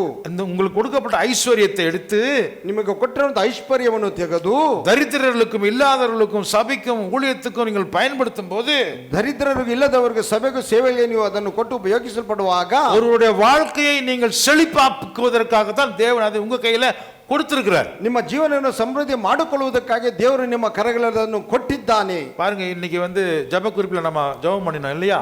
ನಾವು ಪ್ರಾರ್ಥನೆ ವಿಜ್ಞಾಪನೆಗಳಲ್ಲಿ ನಾವು ಪ್ರಾರ್ಥನೆ ಮಾಡಿದೆವಲ್ಲವೇ? என்ன நடந்துட்டு இருக்குது கேரளாவில் ಏನು ನಡೆಯುತ್ತಿದೆ? ஜனங்கள் வீடுகளை இழந்தார்கள், ಜನರು ಮನೆಗಳನ್ನು ಕಳೆದುಕೊಂಡರು, அநேக ஜனங்கள் செத்து போய் விட்டார்கள், ಅನೇಕ ಜನರು ಮರಣ ಹೊಂದಿದರು, அநேக ஜனங்கள் உயிரோடைய செத்தவர்களைப் போல வருத்தத்தில் இருக்கிறார்கள், ಅನೇಕ ಜನರು ಸತ್ತವರಂತೆ ಜೀವ ಮರಣದ ಮಧ್ಯದಲ್ಲಿ ಹೋರಾಡಿಕೊಂಡಿದ್ದಾರೆ. ஒரு குடும்பத்தில் 5 பேர் இருக்கிறாங்க, 2 பேர் தான் பொழைச்சிருக்காங்க, 3 பேர் செத்துட்டாங்க. ಒಂದು ಕುಟುಂಬದಲ್ಲಿ 5 ಜನರಿದ್ದರು, ಅವರಲ್ಲಿ 3 ಜನರ ಮರಣವನ್ನು ಕಂಡರು, 2 ಬದುಕಿದ್ದಾರೆ. ஒரு லேடி அழுவுது, ஸ்ரீ அழுತ್ತಿದ್ದಾಳೆ. எங்க அம்மா போயிட்டாங்க, எங்க அப்பா போயிட்டாங்க, என் கணவன் போயிட்டான், என்னுடைய பிள்ளைங்க போயிட்டாங்க. ನಮ್ಮ ತಂದೆ ತಾಯಿ ಹೋದರು, ನಮ್ಮ ಗಂಡನ ಹೋದರು, ನಮ್ಮ ಮಕ್ಕಳು ಹೋದರು. நான் தனியா என்ன செய்ய போறேன்? ನಾನು ಒಬ್ಬಂಟಿಗೆ ಏನು ಮಾಡಲಿದ್ದೇನೆ? நான் இருக்கிறத விட சாகிறது பெட்டர். ನಾನು ಇರುವುದಕ್ಕಿಂತಲೂ ಮರಣ ಹೊಂದುವುದೇ ಒಳ್ಳೆಯದು. துணி எனக்கு மாத்ததுக்கு கூட துணி இல்ல, ನಾನು ಬದಲಾಯಿಸುವುದಕ್ಕೆ ನನಗೆ ಬಟ್ಟೆಗಳು ಕೂಡ ಇಲ್ಲ. யாராவது எனக்கு ஒரு நைட்டி கொடுத்தா நல்லா இருக்குமே, ಯಾರಾದರೂ ಒಂದು ನನಗೆ ನೈಟಿ ಕೊಟ್ಟರೆ ನನಗೆ ಚೆನ್ನಾಗಿರುತ್ತದಲ್ಲ. சாப்பாடு எப்படி யாரோ கொண்டு வந்து கொடுக்குறாங்க, ಊಟವನ್ನು ಯಾರೋ ತಂದು ಕೊಡುತ್ತಾರೆ. ஆனா சாப்பிடுறதுக்கு ஜீரணம் பண்றதுக்கு அவங்களுக்கு விருப்பமே இல்ல. ಅದನ್ನು ತಿನ್ನುವುದಕ್ಕೋ ಜೀರ್ಣ ಮಾಡಿಕೊಳ್ಳುವುದಕ್ಕೆ ಅವರಿಗೆ ಇಷ್ಟವೇ ಇಲ್ಲ. எனக்கு ஒரு துணி கொடுங்க, ನನಗೆ ஒரு நைட்டி கொடுத்தா நல்லா இருக்கும், ನನಗೆ ಒಂದು ಬಟ್ಟೆಯನ್ನು ಒಂದು ನೈಟಿಯನ್ನು ನನಗೆ ಕೊಡಿರಿ. நீங்க டிவியை நீங்க நியூஸ் பாருங்க, ಟಿವಿಯಲ್ಲಿ ನೀವು ನ್ಯೂಸನ್ನು ನೋಡಿರಿ, உங்க சாப்பாடை சாப்பிடுறதுக்கு ரொம்ப கஷ்டமா இருக்கும். ನೀವು ತಿನ್ನುವಾಗ ನೀವು ಬಹಳ ಕಷ್ಟಪಡುವವರಾಗಿರುತ್ತೀರಿ. அப்படிப்பட்டவங்களுக்காக தான் உங்களுடைய செல்வத்தை, உங்களுடைய காசு பணத்தை நீங்கள் செலவு பண்ண வேண்டும். ಆ ವಿಧವಾದವರಿಗೆ ನಿಮ್ಮ ಐಶ್ವರ್ಯವನ್ನು, ನಿಮ್ಮ ಹಣವನ್ನು ನೀವು ಖರ್ಚು ಮಾಡಬೇಕು. பொன்னையும் பொருளையும் கர்த்தர் வைத்துக் கொள்வது தப்பென்று சொல்லல. ಬೆಳ್ಳಿ ಬಂಗಾರಗಳನ್ನು ವಸ್ತುಗಳನ್ನು ಇಟ್ಟುಕೊಳ್ಳುವುದು ದೇವರು ಹೇಳಿದಂತ ತಪ್ಪಲ್ಲ. அல்லேலூயா, ஹல்லேலூயா. அங்க உங்ககிட்ட தான் அது தப்பு, அது பாவம் யாரா சொன்னா அது பொய். ಅದು ನೀವು ಅದು ತಪ್ಪು, ಪಾಪ ಎಂದರೆ ಅದು ಸುಳ್ಳು. ನಿಮ್ಮಲ್ಲಿ ಇರುವಂತ ಚಿನ್ನ ಬೆಳ್ಳಿ ಪಾಪ ಅಂತ ಯಾರಾவது ಹೇಳಿದ್ರೆ ಅದು ತಪ್ಪು. ஆனா அதை நீங்க எப்படி பயன்படுத்தணும், எப்ப பயன்படுத்தணும், ஒரு தேவைக்காக அதை நீங்க பயன்படுத்தலாம். ಆದರೆ ಅದನ್ನು ಹೇಗೆ ಉಪಯೋಗಿಸಬೇಕು, ಯಾವಾಗ ಉಪಯೋಗಿಸಬೇಕು, ಒಂದು ಅವಶ್ಯಕತೆಗೆ ಅದನ್ನು ನಾವು ಉಪಯೋಗಿಸಬಹುದು. எதுக்குமே உபயோகம் இல்லாம அதை வச்சிருந்தீங்கன்னா அப்பதான் தப்பு. ಯಾವುದಕ್ಕೂ ಪ್ರಯೋಜನವಿಲ್ಲದನ್ನು ನಾವು ಇಟ್ಟುಕೊಂಡಿದ್ದರೆ ಅದುವೇ ತಪ್ಪು. அல்லேலூயா, ஹல்லேலூயா. பொன்னையும் பொருளையும் சம்பாதிங்க, ವಸ್ತು ಬೆಳ್ಳಿ ಬಂಗಾರಗಳನ್ನು ಸಂಪಾದನೆ ಮಾಡಿರಿ, ஆனா அதை செலவு பண்ணக்கூடாது. மிகுதியாக மிகுதியாக மிகுதியாக சேர்த்து சேர்த்து பெருக வைக்க நினைச்சீங்கன்னா அதுதான் பாவம். ಅದನ್ನು ಹಾಗೆ ಇನ್ನೂ ಹೆಚ್ಚು ಹೆಚ್ಚು ಹೆಚ್ಚು ಹೆಚ್ಚಾಗಿ ಅದನ್ನು ನಾವು ಅಧಿಕವಾಗಿ ಸೇರಿಸಿಕೊಂಡರೆ ಅದುವೇ ಪಾಪವು. வசனம் 18ನೇ ವಾಕ್ಯದಲ್ಲಿ, அந்த ராஜா தன்னுடைய சிங்காசனத்தின் மேலே உட்கார்ந்து இருக்கும் போது, ಆ ರಾಜನು ಸಿಂಹಾಸನದ ಮೇಲೆ ಕುಳಿತಿರುವಾಗ அவனுடைய இருதயம் தன்னுடைய சகோதரர் பேர்ல கர்வம் கொள்ளாதபடி மேட்டிமை கொள்ளாமலும் கற்பனைகளை விட்டு வலதுபுறமாவது இடதுபுறமாவது சாயாமல் இருக்க வேண்டும். ಆ ರಾಜಾಧಿಕಾರಕ್ಕೆ ಬಂದಾಗ ಯಾಜಕ ಸೇವೆ ಮಾಡುವ ಲೇವಿಯರ ವಂಶದವರು, நான் சொல்றதை மட்டும் சொல்லுங்க. அந்த ராஜா, ಆ ರಾಜನು சிம்மாசனத்துல உட்கார்ந்து இருக்கும் போது, ಸಿಂಹಾಸನದ ಮೇಲೆ ಕುಳಿತಿರುವಾಗ அவனுடைய இருதயம், ಅವನ ಹೃದಯವು தன்னுடைய சகோதரர்களோட நான் உயரமா இருக்கிறேன்னு நினைச்சு, ತನ್ನ ಸಹೋದರರಿಗಿಂತ ನಾನು ಎತ್ತರದಲ್ಲಿದ್ದೇನೆ ಎಂದು ನೆನೆಸಿಕೊಂಡು, என்கிட்ட எத்தனை குதிரைங்க இருக்குது, ನನ್ನಲ್ಲಿ ಎಷ್ಟು ಕುದುರೆಗಳಿವೆ, எனக்கு அரண்மனை இருக்குது, ನನಗೆ ಅರಮನೆ ಇರುವುದು, என் மனைவி பாரு என்ன ராணி மாதிரி வச்சிருக்கேன், ನನ್ನ ಹೆಂಡತಿಯನ್ನು ನೋಡಿ ಒಳ್ಳೆ ರಾಣಿ ಅಂತ ನಾನು ಇಟ್ಟುಕೊಂಡಿದ್ದೇನೆ. அல்லேலூயா, ஹல்லேலூயா. என்னுடைய பிள்ளைங்க எல்லாம் எப்படி இருக்காங்க, ನನ್ನ ಮಕ್ಕಳು ನೋಡಿ ಹೇಗಿದ್ದಾರೆ, அவங்க காதுல கழுத்துல பாரு எப்படி இருக்குது, ಅವರ ಕಿವಿಯಲ್ಲಿ ಅವರ ಕತ್ತಿನಲ್ಲಿ ಹೇಗಿದೆ ನೋಡಿರಿ, அவங்க போட்டுக்கிற செருப்பு பாரு எவ்வளவு உயரமா இருக்குது, ಅವರು ನೋಡು ಹಾಕಿರೋ ಚಪ್ಪಲಿ ನೋಡಿರಿ ಎಷ್ಟು ಎತ್ತರವಾದ ಮೆಟ್ಟಲು ತರ, அவங்க போட்டுக்கிற ட்ரெஸ்ஸுங்களை பாரு, ಅವರ ಡ್ರೆಸ್ ಹೇಗಿದೆ ನೋಡಿರಿ, ஹைலைட்டா இருக்குதா, ಮೆಟ್ಟಲು ತರ, மெட்டில் மெட்டல் பரவாயில்லை, லிஃப்ட் ಮಾಡಿಬಿಡಬೇಡಿ. ஓகே, அப்படி சொல்லி மேட்டிமை கொள்ளாமல் இருப்பதற்காக ಆ ವಿಧವಾಗಿ ಹೇಳಿ ಹೆಮ್ಮೆಯಿಂದ ನಾವು ಇರದಂತೆ, வலது பக்கமாவது இடது பக்கமாவது நீ சாஞ்சி விழுந்து தோச்சக்கூடாது. ಎಡಕ್ಕಾದ್ರೂ ಬಳಕ್ಕಾದ್ರೆ ನೀನು ತಿರುಗಿ ಬಿದ್ದು ಹೋಗದಂತೆ என்ன பண்ணணும்? ಏನು ಮಾಡಬೇಕು? தேவனுடைய ஊழியக்காரனாகிய ஆசாரியனிடத்தில் நீங்கள் போக வேண்டும். ದೇವರ ಸೇವಕರಾದಂತ ದಾಸರಾದ ಯಾಜಕರ ಕೈಗೆ ಅದು ಹೋಗಬೇಕು. இல்ல, அவங்ககிட்ட நீங்க போகணும், கைக்கு இல்ல, ಅವರಿಗೆ ಅವರ ಬಳಿಗೆ ನೀವು ಹೋಗಬೇಕು. ನೀವು ಹೋಗಿ, ನೀವು ಹೋಗಿ. ಹಲ್ಲೆಲೂಯಾ. ಎದಕ್ಕೆ? ಏತಕ್ಕಾಗಿ? அவன் கையில இருக்குது என்னன்னு பாருங்க. ಅವರ ಕೈಯಲ್ಲಿ ಏನಿದೆ ಎಂದು ನೋಡಿರಿ. அவன் கையில என்ன இருக்குது? ಅವರ ಕೈಯಲ್ಲಿ ಏನಿರುವುದು? ஹல்லேலூயா. ஹல்லேலூயா. அந்த தர்மசாஸ்திரத்தில் இருக்கக்கூடிய வார்த்தைகளையும் கட்டளைகளையும் கை கொண்டு நடப்பதற்காக, ಆ ಧರ್ಮಶಾಸ್ತ್ರ ಗ್ರಂಥದಲ್ಲಿರುವಂತಹ ವಾಕ್ಯಗಳನ್ನು ಆಜ್ಞೆಗಳನ್ನು ಕೈಗೊಂಡು ನಡೆಯುವುದಕ್ಕಾಗಿ, தேவனுக்கு பயந்து தேவனாகிய கர்த்தருக்கு யெகோவா தேவருக்கு பயந்து நடக்குவதற்காக, ಯೆಹೋವರಿಗೆ ಭಯಪಟ್ಟು ನಡೆಯುವವರಾಗಿ நீங்கள் கற்றுக்கொள்வதற்கு போங்கள். ನೀವು ಕಲಿತುಕೊಳ್ಳುವುದಕ್ಕಾಗಿ ಹೋಗಿರಿ. முக்கியமா அந்த ராஜா போகணும். ಮುಖ್ಯವಾಗಿ ಆ ರಾಜನು ಹೋಗಬೇಕು. யாரை தலைவனாக ஏற்படுத்தலாம்? ಯಾರನ್ನು ನಾಯಕನನ್ನಾಗಿ ಏರ್ಪಡಿಸಬಹುದು? எப்படிப்பட்டவன் ஒரு ராஜாவாக ஏற்படுத்த ಯಾವ வேண்டும்? ವಿಧವಾದವನನ್ನು ಒಬ್ಬ ರಾಜನನ್ನಾಗಿ ಏರ್ಪಡಿಸಬಹುದು? கற்றுக்கொள்ளுகிறவனை ஏற்படுத்த வேண்டும். ಕಲಿತುಕೊಳ್ಳುವವನು ಏರ್ಪಡಿಸಬೇಕು. எங்க போய் அவன் கற்றுக்கொள்வான்? ಎಲ್ಲಿ ಹೋಗಿ ಅವನು ಕಲಿತುಕೊಳ್ಳುತ್ತಾನೆ? யாஜகனிடத்திலே, ஆசாரியனிடத்திலே போய் அவன் கற்றுக்கொள்ள வேண்டும். ಯಾಜಕನ ಬಳಿಯಲ್ಲಿ ಹೋಗಿ ಅವನು ಕಲಿತುಕೊಳ್ಳಬೇಕು. ಅದಕ್ಕಾಗಿ எப்படி கற்றுக்கொள்வான் தெரியுமா? ಹೇಗೆ ಅವನು ಕಲಿತುಕೊಳ್ಳುತ್ತಾನೆ ಗೊತ್ತುಂಟಾ? அந்த ஆசாரியனுடைய புஸ்தகத்தை கொடுங்கன்னு சொல்லி இப்படி வாங்கி கத்துக்க முடியாது. ಆ ಯಾಜಕನ ಒಂದು ಪುಸ್ತಕವನ್ನು ತೆಗೆದುಕೊಂಡು ಕಲಿತುಕೊಳ್ಳಲಿಕ್ಕೆ ಸಾಧ್ಯವಿಲ್ಲ. அவன் என்ன பண்ணுவான் தெரியுங்களா? ಏನು ಮಾಡುವನು ಗೊತ್ತುಂಟೆ?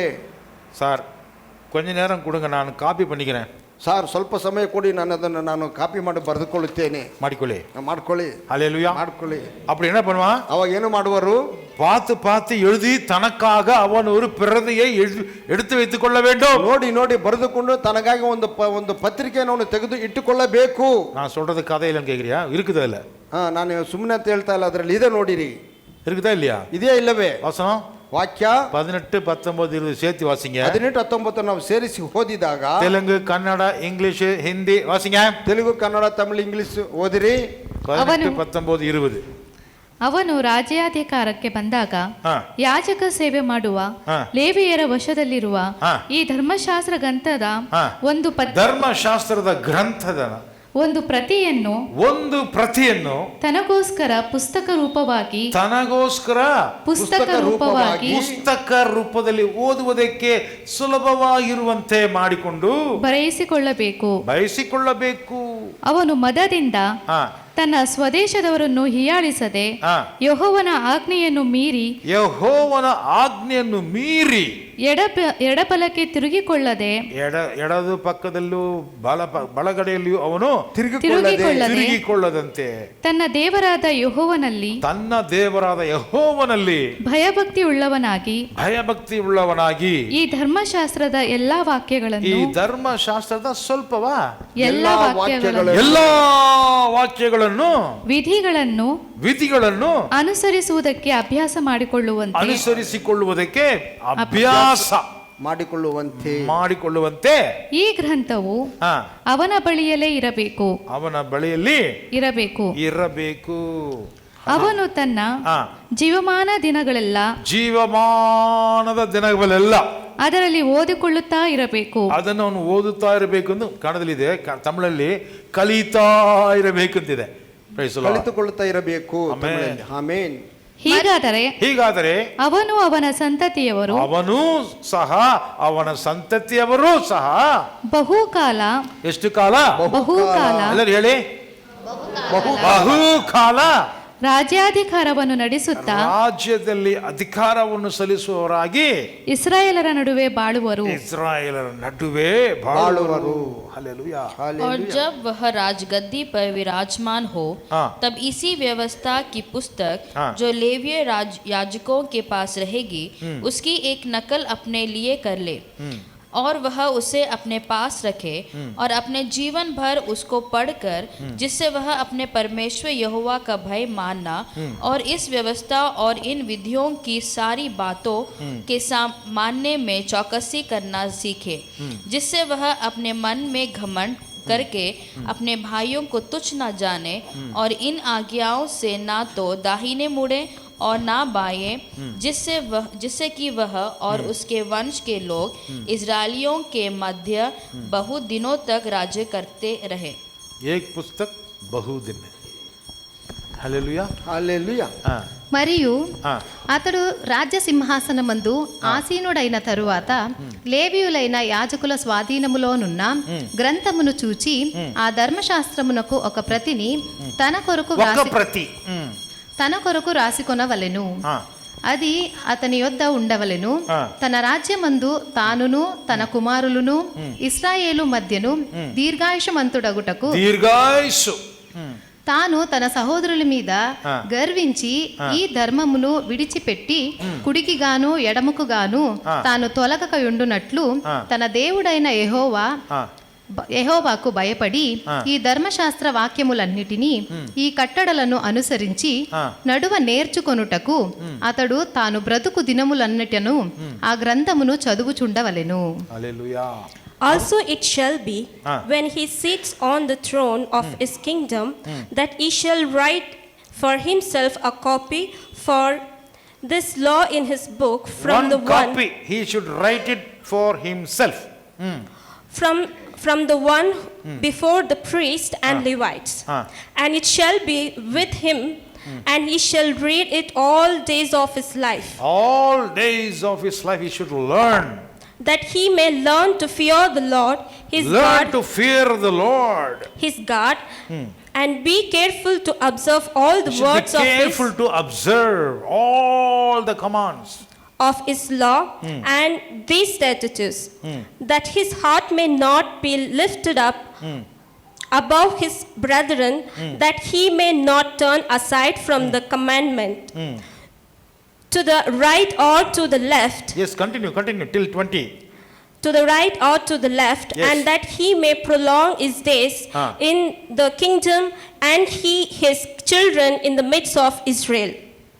தமிழ்ல அவன் தன் சிங்காசனத்தின் மேல் வீட்டிருக்கும் போது அவனுடைய இருதயம் அவன் சகோதரர் பேரில் மேட்டிமை கொள்ளாமலும் கற்பனையை விட்டு வலதுபுறம் இடதுபுறம் சாயாமலும் இந்த நியாய பிரமாணத்தின் எல்லா வார்த்தைகளையும் இந்த கட்டளைகளையும் கைக்கொண்டு இவைகளின்படி செய்வதற்காக தன் தேவனாகிய கர்த்தருக்கு பயந்திருக்கும்படி கற்றுக்கொள்ளும் பொருட்டு அவன் லேவியராகிய ஆசாரியரிடத்திற்கு நியாயப்பிரமாண நூலை பார்த்து இல்ல அவன் லேவியராகிய ஆசாரியர் இடத்தில் இருக்கிற நியாயப்பிரமாண நூலை சரியா வாசிங்க. அவன் லேவியராகிய ஆசாரியரிடத்தில் இருக்கிற நியாயப்பிரமாண நூலை பார்த்து தனக்கு ஒரு பிரதியை எழுதி நல்லபடிங்க தனக்காக ஒரு பிரதியை எழுதி தன்னிடத்தில் வைத்து கொண்டு தன் ஜீவனுள்ள நாளெல்லாம் அதை வாசிக்க கடவன். இப்படி செய்வதனால் தானும் தன் குமாரரும் இஸ்ரவேலின் நடுவே தங்கள் ராஜ்யத்திலே நீடித்து வாழ்வார்கள். ஆமென். அல்லேலூயா. அந்த வார்த்தை அவ்வளோ அழுத்தமா திருத்தமா நிதானமா வாசிச்சு பார்த்தா ಈ ವಾಕ್ಯನ ಬಹಳ ಸ್ಪಷ್ಟವಾಗಿ ನಾವು ಆಳವಾಗಿ ನಿಧಾನವಾಗಿ ಗಮನಿಸಿ ಓದಿದರೆ எவ்வளவு விஷயங்கள் இருக்குன்னு பாருங்க. ಎಷ್ಟು ವಿಷಯಗಳು ಇದರಲ್ಲಿ ನೋಡಿರಿ. ஒரு காப்பி உங்களுக்காக நீங்க எழுதி வைத்துக் கொள்ள வேண்டும். ಒಂದು ಪ್ರತಿಯನ್ನು ನಿಮಗೋಸ್ಕರ ನೀವು ಬರೆದು ಇಟ್ಟುಕೊಳ್ಳಬೇಕು. ಯಾರು? ರಾಜನು. ராஜாவுக்கே ஆண்டவர் வேலை கொடுக்கிறார் பாத்தீங்களா? ರಾಜನಿಗೆ ದೇವರು ಕೆಲಸ ಕೊಡುತ್ತಾನೆ. ಗೊತ್ತುಂಟಾ என்ன வேலை? ಯಾವ ಕೆಲಸವದು? எழுதுற வேலை, ಬರೆಯುವಂತ ಒಂದು ಕೆಲಸವು. அல்லேலூயா. அல்லேலூயா. எழுதுறீங்களா? ಬರೆಯುತ್ತೀರಾ? ಇಲ್ಲ. யார் என்னென்ன தப்பு செஞ்சா, யார் எவ்வளவு கடன் வாங்கினா, ಯಾರ್ಯಾರನ್ನು ಎಷ್ಟು ತಪ್ಪು ಮಾಡಿದ್ರು, ಯಾರೆಲ್ಲ ಎಷ್ಟೆಷ್ಟು ಹಣವನ್ನು ಸಾಲ ತೆಗೆದುಕೊಂಡರು, ಯಾರ್கிட்ட எவ்வளவு காசு ನಾನು எடுத்துக்கணும், ಯಾರಲ್ಲಿ ಎಷ್ಟು ಹಣವನ್ನು ನಾನು ತೆಗೆದುಕೊಳ್ಳಬೇಕು, அந்த கணக்கு கூட வச்சிருப்பீங்க நீங்க. ಆ ಲೆಕ್ಕವನ್ನು ಕೂಡ ನೀವು ಇಟ್ಟುಕೊಂಡಿರುತ್ತೀರಿ இல்லையா? ಹೌದಲ್ಲವೇ? நீங்க பால் கொடுக்கும்போது கணக்கு வச்சிருந்தீங்களா? ಹೌದು. இங்கேயா செவுத்துல, சில பேர் செவுத்துல போடுவாங்க, ಬುಕ್ಕಲ್ಲೇ ಬರೆದು ಮಾಡ್ಕೊತಾ ಇದ್ದೋ. சில பேர் மானம் போற மாதிரி செவுத்துல எழுதி வச்சுட்டு போயிடுவாங்க. ಕೆಲವರ ಮನೆ ಬಾಗಿಲ ಹತ್ರ ಗೋಡೆ ಮೇಲೆ ಎಲ್ಲ ಗೆರೆಗಳಾಕಿ ಬರೆದು ಹೋಗುತ್ತಾರೆ. பால் கொடுக்குற அம்மா ஒரு சொட்டு பாலை பூமியில் விட்டு மண்ணோட தேய்ச்சி அப்படி புள்ளி வச்சுட்டு போயிட்டாங்கன்னா எல்லாருக்கும் தெரியும் இவ்வளோ நாள் பால் வாங்கியிருக்கிறீங்களா? ಹಾಲು ಕೊಡುವಂಥ ಸ್ತ್ರೀ ಮಣ್ಣಲ್ಲಿ ಒಂದು ತೊಟ್ಟು ಹಾಲನ್ನು ಹಾಕಿ ಆ ಮಣ್ಣಿಂದ ಆ ಕೆಸರನ್ನು ಮಾಡಿ ಆ ಒಂದು ಗೋಡೆಯಲ್ಲಿ ಅದನ್ನು ಬರೆದಾಗ ಎಲ್ಲರಿಗೂ ಗೊತ್ತಾಗೋದು, ಇಷ್ಟು ದಿನ ನೀವು ಹಾಲನ್ನು ತೆಗೆದುಕೊಂಡಿದ್ದೀರಾ அப்படின்னு எல்லாத்துக்கும் தெரிய வச்சிருவாங்க. ಈ ವಿಧ ಎಲ್ಲರಿಗೂ ಅದು ಗೊತ್ತಾಗುವಂತ ಮಾಡುತ್ತಾರೆ. யாரும் இல்லைன்னு சொல்ல முடியாது. ಯಾರು ಇಲ್ಲವೆಂದು ಹೇಳಲಿಕ್ಕೆ ಸಾಧ್ಯವಿಲ್ಲ. அந்த அம்மா வந்து, அம்மா நீங்கள் இவ்வளோ பணம் கொடுக்கணுமான்னு கேட்டாங்கன்னா, ಸ್ತ್ರೀ ಬಂದ, ಅಮ್ಮ ನೀನು ಇಷ್ಟು ಹಣವನ್ನು ಕೊಡಬೇಕೆಂದು ಅವರು ಕೇಳಿದರೆ, இல்லைப்பா நீ எங்கே அவ்வளோ, நீ 10 நாள் தானே வந்த, எப்படி நீ 15 நாளுக்கு காசு கேட்குற? ನೀವು 10 ದಿನ ತಾನೇ ಬಂದೇನಿ, ಹೇಗೆ 15 ದಿವಸದ ಹಣವನ್ನು ಕೇಳುತ್ತಿದ್ದೀಯಾ? இங்கே வந்து பாருமா, ಇಲ್ಲಿ ಬಂದು ನೋಡಮ್ಮ, ஒவ்வொரு நாளும் கண்மணி தான் நான் பொட்டு வச்சுட்டு போனேன். ಒಂದೊಂದು ದಿನ ನಮ್ಮ ಕಣ್ಣೆದುರಿಗೆ ಒಂದೊಂದು ಬೊಟ್ಟನ್ನು ನಾನು ಇಟ್ಟು ಹೋದೆನು. அப்படியா? நான் பார்க்கல, சரியா? ಹೌದನ್ನ, ನಾನು ಸರಿಯಾಗಿ ನೋಡಲಿಲ್ಲ. செவுத்துல எழுதுவாங்க, ಅವರು ಗೋಡೆಯಲ್ಲಿ ಬರೆಯುತ್ತಾರೆ. எங்கள் அப்பா நிறைய பேருக்கு பணம் வந்து வட்டிக்கு கொடுத்துருக்காரு. ನಮ್ಮ ತಂದೆ ಅನೇಕರಿಗೆ ಬಡ್ಡಿಗೆ ಸಾಲವನ್ನು ಕೊಟ್ಟಿದ್ದಾರೆ. அப்போது வாங்கிட்டு போனவங்க மறந்துடுவாங்க, எவ்வளோக்கு வாங்கிட்டு போனோன்னு தெரியாது. ಆಗ ತೆಗೆದುಕೊಂಡವರು ಎಷ್ಟು ತೆಗೆದುಕೊಂಡೆವೆಂದು ಅವರು ಮರೆತು ಹೋಗುತ್ತಾರೆ. எங்கள் அப்பா வீட்டுக்கு வாப்பான்னு கூட்டிகிட்டு வந்து அந்த புத்தகத்தை காட்டுவார். ನಮ್ಮ ತಂದೆ ಅವರನ್ನು ಮನೆಗೆ ಕರೆದು ಆ ಒಂದು ಪುಸ್ತಕವನ್ನು ಅವರಿಗೆ ತೋರಿಸುತ್ತಾರೆ. சார் அப்படியா சார்? ஆமாப்பா. எந்த தேதி சார்? இந்த தேதி பாரு, நீ தானே வாங்கிட்டு போயிருக்கு, உன் பேர் தானே, டேட்டு பார்த்தியா, எவ்வளோ அமௌண்ட்டு பார்த்தியான்னு சொல்லி காட்டுவார். கொடுக்குறேன் சார், ಸಾರ್ ಆಗ ಸಾರ್ ಯಾವಾಗ ಎಷ್ಟು ಅಂತ ಹೇಳಿದಾಗ ಅವರು ತೋರಿಸುತ್ತಾರೆ, ನೋಡಿ ಇಲ್ಲಿ ನಾನು ಈ ಡೇಟಲ್ಲಿ ನಿಮ್ಗೆ ಕೊಟ್ಟಿದ್ದೇನೆ ಎಂದು ಬರೆದು ಕೊಟ್ಟಿರ್ತಾರೆ. ಸರಿನಾ ಸರ್, ನಾನು ಕೊಡ್ತೀನಿ ಎಂದು ಹೇಳಿ ಹೋಗುತ್ತಾರೆ. வெளியில் போகும்போது ಆಚೆ ಹೋಗುವಾಗ என்னை பார்ப்பாங்க, ನನ್ನನ್ನು ನೋಡುತ್ತಾರೆ. உங்கள் அப்பா கிட்ட யாரும் ஏமாற்ற முடியாதுப்பா, ನಿಮ್ಮ ಅಪ್ಪನ ಯಾರು ಮೋಸ ಮಾಡಲಿಕ್ಕೆ ಸಾಧ್ಯವಿಲ್ಲಪ್ಪ அப்படி சொல்லிட்டு போவாங்க. ಆ ವಿಧ ಹೇಳಿ ಹೋಗುತ್ತಾರೆ. ஆனால் கடைசியில் எங்கள் அப்பா சாகிறதுக்கு முன்பதாக ಅದೇ ಸಾಯುವುದಕ್ಕೆ ಮುಂಚಿತವಾಗಿ ನಮ್ಮ ತಂದೆ அந்த புஸ்தகத்தை அவர் தொடவே இல்லை. ಆ ಒಂದು ಪುಸ್ತಕವನ್ನು ಅವರು ಮುಟ್ಟಲೇ ಇಲ್ಲ. நான் போகும்போது நான் பார்ப்பேன், ನಾನು ಹೋದಾಗ ಅದನ್ನು ನೋಡುವೆನು. ஊழியத்தின் நடுவில் நான் இடையில நான் அம்மாவை பார்க்கறதுக்கு அப்பாவை பார்க்கறதுக்கு ಈ போவேன். ಸೇವೆಗಳ ಮಧ್ಯದಲ್ಲಿ ನಮ್ಮ ತಂದೆ ತಾಯಿಯನ್ನು ನೋಡುವುದಕ್ಕೆ ನಾನು ಹೋಗುತ್ತೇನೆ. அந்த புஸ்தகம் எப்பொழுதுமே எங்கள் அப்பாவுடைய டேபிள் மேலே நிறைய புஸ்தகம் எங்கள் அப்பா படிப்பார், அதில் இதுவும் ஒரு புஸ்தகமாக இருக்கும். ಅನೇಕ ಪುಸ್ತಕಗಳನ್ನು ನಮ್ಮ ತಂದೆ ಓದುತ್ತಾರೆ. ಆ ಒಂದು ಪುಸ್ತಕಗಳಲ್ಲಿ ನಾನು ಸಾಲ ಕೊಟ್ಟು ಬರೆದಂತಹ ಪುಸ್ತಕ ಕೂಡ ಅದರ ಮಧ್ಯದಲ್ಲಿ ಇರುತ್ತದೆ. நான் போய் அதை எடுத்து பார்த்தேன், ನಾನು ಅದನ್ನು ತೆಗೆದು ನೋಡಿದೆನು. நிறைய பணம் கொடுத்துருக்காரு, அது வசூல் ஆகவே இல்லை, பணம் வரவே இல்லை. ಅನೇಕ ಜನರಿಗೆ ಹಣವನ್ನು ಕೊಟ್ಟಿದ್ದಾರೆ, ಅದು ಅವರು ವಸೂಲು ಮಾಡಲೇ ಇಲ್ಲ, ಹಿಂದಿಗೆ ತಿರುಗಿ ಬರಲೇ ಇಲ್ಲ. நான் போயிட்டு எங்கள் அப்பாட்ட சண்டைக்கு போனேன். ಆಗ ನಮ್ಮ ತಂದೆ ಹತ್ರ ಜಗಳಕ್ಕೆ ನಾನು ಹೋದೆನು. என்னப்பா இவ்வளோ பணம் கொடுத்துட்டு எனக்கு வாங்கவே இல்லை நீங்கள்? ಏನಪ್ಪ ಇಷ್ಟು ಹಣವನ್ನು ಕೊಟ್ಟಿದೆ, ಅದನ್ನು ನೀವು ತೆಗೆದುಕೊಂಡೇ ಇಲ್ಲವಲ್ಲ? அப்போ என்னை பார்த்துட்டு சிரிச்சாரு. ಆಗ ಅವರು ನನ್ನನ್ನು ನೋಡಿ ನಕ್ಕರು. நான் சும்மா எழுதி வைக்கிறேன்டா, அவங்க கொடுக்க மாட்டேன்னு எனக்கு தெரியும். ನಾನು ಸುಮ್ಮನೆ ಬರೆದು ಇಟ್ಟುಕೊಳ್ಳುತ್ತೇನೆ ಕಣ, ಅವರು ಕೊಡುವುದಿಲ್ಲ ಎಂದು ನನಗೆ ಗೊತ್ತುಂಟು. அவங்களுக்கு பாவம், எனக்கு மாதிரி தான் அவங்களுக்கும் சம்பளம், ஆனால் அவங்க மிச்சமாக நம்ம செலவு பண்ணிடுறாங்க. ಅಯ್ಯೋ ಪಾಪ, ಅವರು ನನ್ನಂತೆ ಕೆಲಸ ಮಾಡುವವರು, ಅವರು ಅಧಿಕವಾದ ಖರ್ಚುಗಳನ್ನು ಮಾಡುತ್ತಾರೆ. என்கிட்ட நான் சேர்த்து வச்சேன், ನಾನು ಅದನ್ನು ಸೇರಿಸಿ ಇಟ್ಟೆನು. அதனால என்னால் கொடுக்க முடிஞ்சது. ಆದ್ದರಿಂದ ನನಗಿಂದ ಕೊಡಲಿಕ್ಕೆ ಸಾಧ್ಯವಾಯಿತು. அன்னைக்கு வாங்குற சம்பளம் அன்னைக்கே அவனுக்கு காலி ஆகுது. ಆ ದಿನ ತೆಗೆದುಕೊಂಡಂತ ಆ ತಿಂಗಳ ಸಂಬಳ ಅವ್ರಿಗೆ ಆ ತಿಂಗಳಲ್ಲಿ ಅದು ಖಾಲಿಯಾಗಿ ಹೋಗುತ್ತದೆ. அவன் வெக்க மானமே இல்லாமல் என்கிட்ட வந்து கடன் கேட்பான். ಅವನು ನಾಚಿಕೆ ಮಾನ ಮರ್ಯಾದೆ ಇಲ್ಲದೆ ಅವನು ಬಂದು ನನ್ನಲ್ಲಿ ಸಾಲವನ್ನು ಕೇಳುತ್ತಾನೆ. நான் கொடுப்பேன், ನಾನು ಕೊಡುತ್ತೇನೆ. அவன் திருப்பி கொடுக்க மாட்டான்னு எனக்கு தெரியும். ಅವನು ಮತ್ತೆ ಕೊಡುವುದಿಲ್ಲ ಎಂದು ನನಗೆ ಗೊತ್ತುಂಟು. அப்புறம் ஏன் இதெல்லாம் எழுதி வச்சிருக்கீங்க? ಆದರೆ ಏಕೆ ಈ ವಿಧವಾಗಿ ನೀವು ಬರೆದು ಇಟ್ಟಿದ್ದೀರಾ? அவன் ஒரு நாளைக்கு கொடுக்க வந்தானா, ಅವನು ಒಂದು ದಿನ ಕೊಡಲಿಕ್ಕೆ ಬಂದರೆ என்னை கேட்பான்ல, ನನ್ನನ್ನು ಕೇಳುತ್ತಾನಲ್ಲವೇ? அப்ப நான் பார்க்கறதுக்கு எழுதி வச்சிருந்தேன். ಆಗ ಅದನ್ನು ಅವರಿಗೆ ತೋರಿಸಲಿಕ್ಕೆ ಬರೆದಿಟ್ಟಿದ್ದೇನೆ. இப்போ அதெல்லாம் நீ விட்டுருப்பா, அதை விட்டு வகை வச்சுன்னு சொல்லிட்டாரு எங்க அப்பா. ಅದನ್ನು ಕೇಳಬೇಡ, ಬಿಟ್ಟುಬಿಡ, ಅದನ್ನೆಲ್ಲ ಮಡಗ್ಬಿಡು ಸುಮ್ಮನೆ ಎಂದು ಹೇಳಿದರು ನಮ್ಮ ತಂದೆ. பல புஸ்தகம் நம்ம எழுதி வைக்கிறோம், ಹಲವು ಪುಸ್ತಕಗಳನ್ನು ನಾವು ಬರೆದು ಇಟ್ಟಿರುತ್ತೇವೆ. வேத வசனத்தை எழுதுகிறோமா? ವೇದ ವಾಕ್ಯವನ್ನು ಬರೆದು ಇಟ್ಟುಕೊಳ್ಳುತ್ತಿದ್ದೇವೆ. அட்லீஸ்ட் ஒரு அதிகாரத்தையாவது நீங்க வேதத்தை பார்த்து நீங்கள் எழுத வேண்டும். ಒಂದು ಪಕ್ಷವಾದರೂ ಒಂದು ಅಧ್ಯಾಯದ ಒಂದು ಪುಟವನ್ನಾದರೂ ನೋಡಿ ಬರೆದು ಇಟ್ಟುಕೊಳ್ಳಬೇಕು. ஒரு அத்தியாயத்தையாவது நீங்கள் உங்க கையினால எழுத வேண்டும். ಒಂದು ಅಧ್ಯಾಯವನ್ನಾದರೂ ನಿಮ್ಮ ಕೈಯಿಂದ ನೀವು ಬರೆಯಬೇಕು. எத்தனை பேர் செய்யறதுக்கு முடிவு பண்றீங்க? ಎಷ್ಟು ಜನ ಇದನ್ನು ಮಾಡಲಿಕ್ಕೆ ಸಾಧ್ಯ ತೀರ್ಮಾನ ತೆಗೆದುಕೊಂಡಿದ್ದೀರಾ? எல்லாரும் கை தூக்க முடிக்கிறீங்கப்பா, கை நல்லா தூக்கிடும். தம்பி ஆகாஷ், ஆகாஷ் நம்ம அங்கேயே பார்க்குறோம். ஆகாஷ் தானே அது? ஆகாஷ் யாரு? ಆಕಾಶ್, ಪಕ್ಕದಲ್ಲಿ கார்த்திக் கை தூக்குங்க பரவாயில்ல. எழுதுறீங்களா? ಬರೀತೀರಾ? தேவராஜ் நீ கூட ಬರೀಬೇಕಪ್ಪ. ஹல்லேலூயா. ஹல்லேலூயா. நான் வந்து முழு புஸ்தகத்தையும் எழுதுனா நல்லது. ನಾವು ಪೂರ್ತಿ ಬೈಬಲನ್ನು ಬರೆದರೆ ಒಳ್ಳೆಯದು. எனக்கு கண்ணு பிரச்சனை இருக்கிறதுனால என்னால் எழுத முடியாது. ನನ್ನ ಕಣ್ಣು ಸಮಸ್ಯೆ ಇರೋದು ನನ್ನಿಂದ ಬರೆಯಲಿಕ್ಕೆ ಸಾಧ್ಯವಾಗುತ್ತಿಲ್ಲ. ಆದರೆ நீங்க எல்லாருமே உங்க சொந்த தாய் மொழியில நீங்க எழுதுறதுக்கு முயற்சி பண்ணுங்க. ನೀವೆಲ್ಲರೂ ನಿಮ್ಮ ತಾಯಿ ಭಾಷೆಯಲ್ಲಿ ನೀವು ಬೈಬಲನ್ನು ಬರೆಯುವುದಕ್ಕೆ ನೀವು ಪ್ರಯತ್ನ ಪಡಿರಿ, ಬರೆಯಿರಿ. எழுத படிக்க தெரியாதவங்களுக்கு என்ன வேலைன்னா, ಬರೆಯಲಿಕ್ಕೆ ಓದಲಿಕ್ಕೆ ತಿಳಿಯದವರಿಗೆ ಏನು ಕೆಲಸವೆಂದರೆ ಅವರು ஒரு தடவைக்கு 3 தடவை மற்றவங்க வாசிக்கவே கேட்கணும். ಒಂದಕ್ಕಿಂತ 2-3 ಆವರ್ತಿ ಅವರು ಮತ್ತೊಬ್ಬರು ಓದುವುದನ್ನು ಅವರು ಕೇಳಬೇಕು. அல்லேலூயா. ஹalleluya. வினோதுக்கு எழுத படிக்க தெரியும், ವಿನೋದಕ್ಕೆ ಬರೆಯಲಿಕ್ಕೂ ಓದಲಿಕ್ಕೂ ಗೊತ್ತುಂಟು. சாந்திக்கு தெரியும், ಶಾಂತಿಗೆ ಗೊತ್ತುಂಟು. இல்லையா? தெரியுமா? Okay, praise the Lord. எந்த பாஷையிலமா? 2 లాంగ్వేజ్, తెలుగు, హిందీ, தெலுங்கு రాలేదు, ಹಿಂದಿ, ಇಂಗ್ಲಿಷ್.